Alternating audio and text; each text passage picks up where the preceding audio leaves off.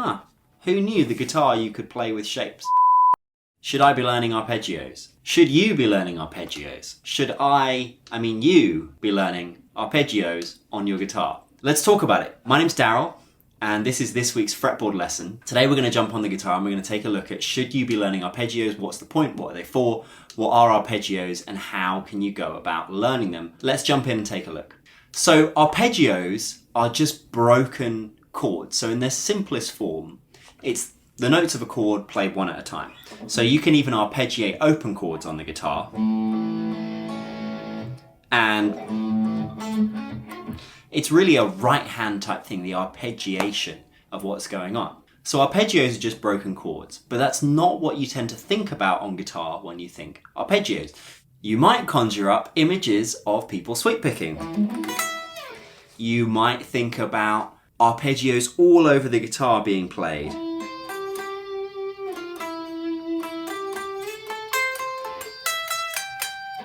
You might think about jazz guitar players. I'm not going to do a demonstration of jazz guitar, but all these things might come into your mind when you think arpeggios, but basically it's just a broken chord. So when we ask the question, should you learn arpeggios?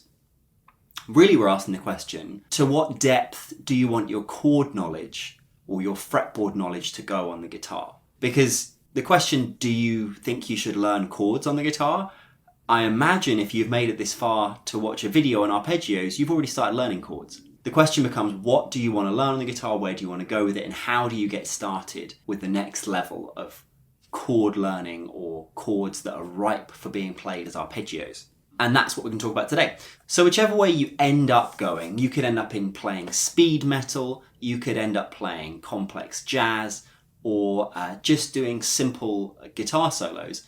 Knowing arpeggios is really, really useful, or knowing chords all over the guitar is really, really useful. And the place that I think it's most useful, best to start with getting these down on, is on the higher strings. On the higher strings, that's where people don't tend to know their notes on the guitar so well, in my opinion. What I've noticed, people normally have an okay knowledge. You might have an okay knowledge of your 6th and 5th string, because that's where bar chords are. And so you've got some chords you can play there. But once we open up those higher strings, you might not know so well on the top strings what the notes are called, how to play chords on them. And really that's the key to arpeggios. You have to know chord shapes to be able to play an arpeggio, whether it's playing it one note at a time and doing sweep arpeggios, or whether it's playing smaller chunks at the same time as chords. So I always recommend with this that you do either 2, 3, 4, or 1, 2, and 3 on your guitar. Today, we're going to look at 2, 3, 4, because I think that's where most of the soloing happens on the guitar. Now, I like strings 2, 3, and 4, which is your D, G, and B string, because that's where most of the soloing happens when you're playing the guitar. You might end solos by moving to string number 1, but on those 3 strings, you've got a very good mid-range that you can produce lots of nice solos in and really get what's going. And also, it's the strings that no one ever knows the notes to, or they have to find those notes by going through another note somewhere or something like that. So today we're going to take 2 major chords. We're going to take the D chord and the A chord, and you're going to find them on those strings. So the first thing we need to do to build the chord is you're going to need to lean on your knowledge of scales a little bit here. And if you've never done or seen any of my single string scale stuff, in the link below, there's my 5 levels of major scales you can see in the description. It's just a document that has a lot of the same visualizations that I'll be using on screen today. So in order to build your first chord, you need to take the root note of that chord, the naming note of the chord. So in this case, we're going for a D chord, first of all. And you need to find notes 1, 3, and 5. So 1 and root mean the same thing. So D is going to be D, and there's 2 other notes, a 3rd and a 5th. That we need to find. So if I know my single string scale, then I'm going to skip over the 2, which is here, find what my 3rd is, and find what my 5th is. Now we're doing this the long way first. At the end of the video I have a quick way to find this stuff too, but it requires some practice. So those are my 3 notes, which is D, F sharp, and A. And then any time that those 3 are played at the same time, that's a chord. And if I play them one after another, it's an arpeggio. So I can play the arpeggio on this single string even. But I can also play them on strings 2, 3, and 4. So if I find a D note,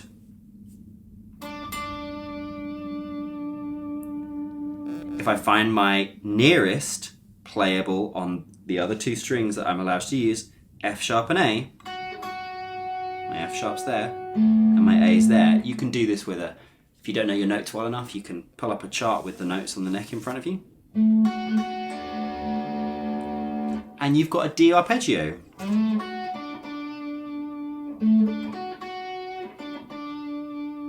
And anywhere I play those notes on the guitar, if I put an F sharp on another string,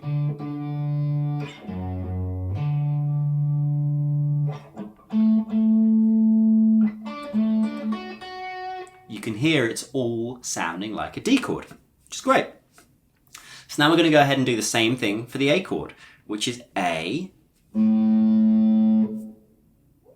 follow up my single string scale, get the third, okay, that's a C sharp, alright, good. And then I follow up, sorry I missed out a note, missed out a step, we've got third, fourth, fifth, okay, that's an E, so I'm looking for an A, a C sharp, and an E. So if I find on these 3 strings here, I've got an A here, at the same time I want in a playable area a C sharp and an E. Huh.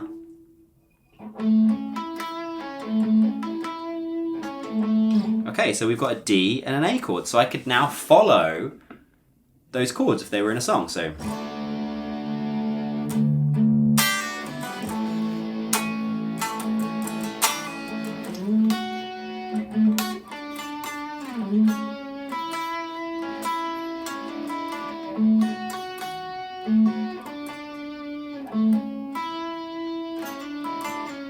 okay, so being able to then follow them is the next step with those. And that's just one area, but the reason I want you to go through it and build those chords yourself, or build those arpeggios yourself, so you can see how they're constructed.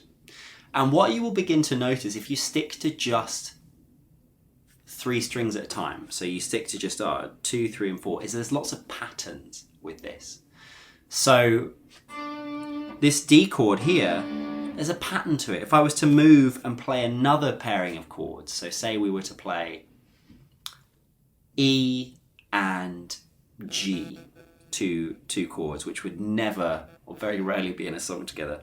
But we're going to put them together. What the heck? We're going to do it anyway. So we'll have an E and a G.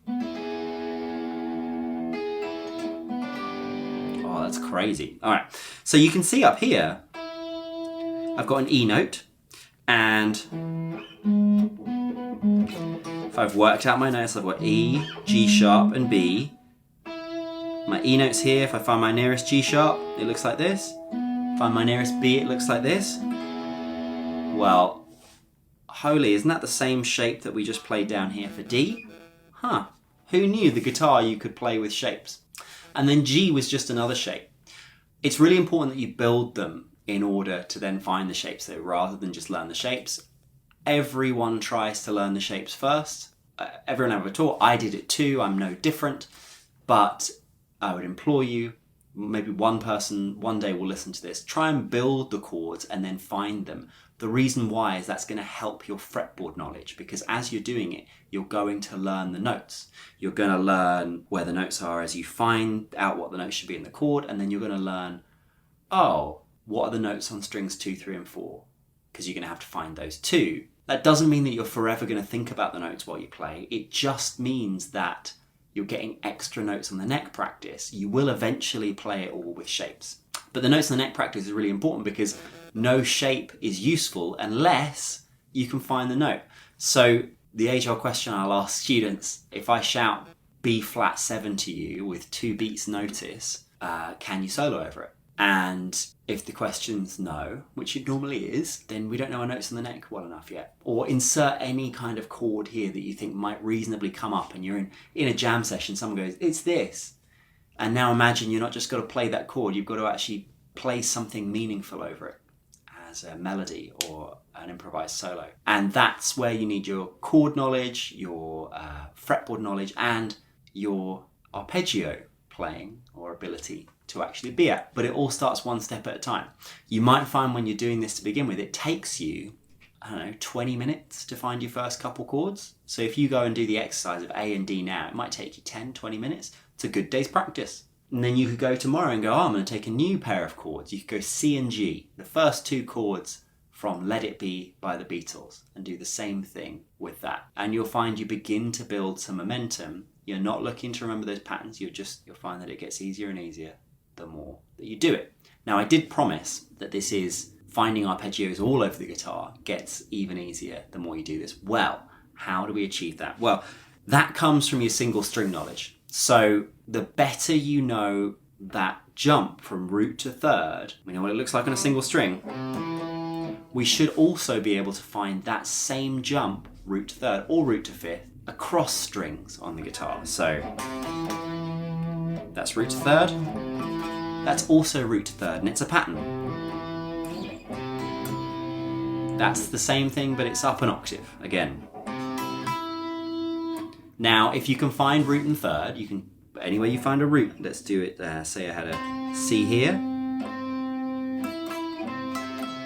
If I can find a root and a third, all I'm missing is being able to find a root and a fifth, or a fifth as well to go with it, so that I can build that chord, because our chord's made up of a root, third, and a fifth. These are all major chord examples right now. So if I've also practiced finding root to five, okay, and anywhere I go,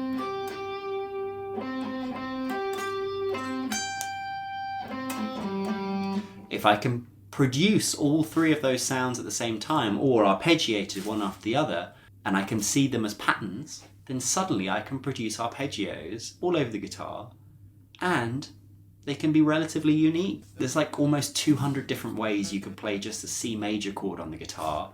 So why does everyone play that? Well, it's because it's what's in the textbooks.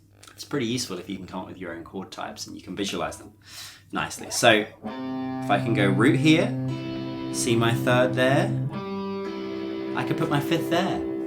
Or I could even put the fifth down here.